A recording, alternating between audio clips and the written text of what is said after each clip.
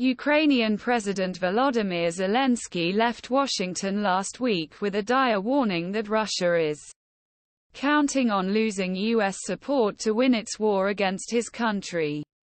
It's not about some kind of weapons or money. It's not about it. Because we're going to get some help, Zelensky told a small group of Washington news outlets, including The Hill, last week. But if we lose support in 2 or 3 months, that means we could lose the war. Zelensky's appearance appeared to make a difference with GOP leaders, especially in the Senate, who moved forward with a stopgap spending measure that includes $6.15 billion in support for Ukraine. Despite vocal opposition from Sen. Rand Paul, he threatened to suspend legislation on the issue. Senate Republicans also think it will be easier to get funding to pass Congress if Ukraine is included in legislation that must be passed. But Ukraine is complicating matters in the House of Representatives, where dozens of Republicans oppose continued funding to Ukraine. On Friday night, hours after his conference rejected his earlier proposal to keep the government open, Speaker Kevin McCarthy floated the idea of a clean 2-week stopgap with no aid to Ukraine.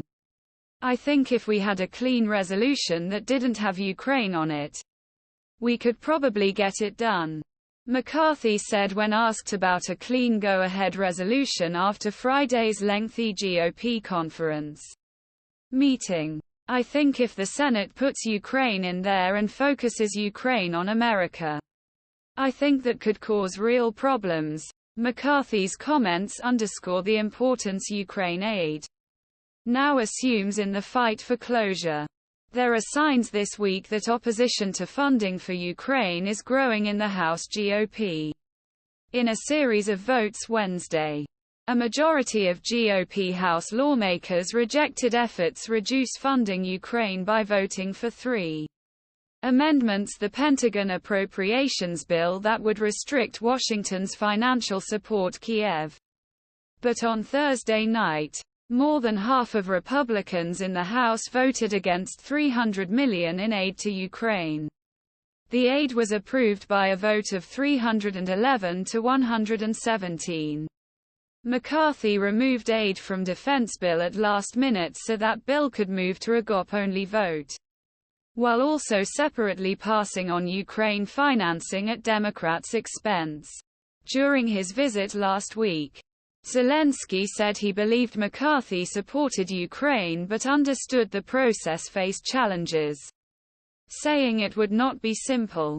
McCarthy is under constant threat from various conservatives to unseat him through procedural motion, known as a vacation motion that would lead to vote end his presidency. McCarthy's moves this week suggest he is trying to maintain his support for Ukraine.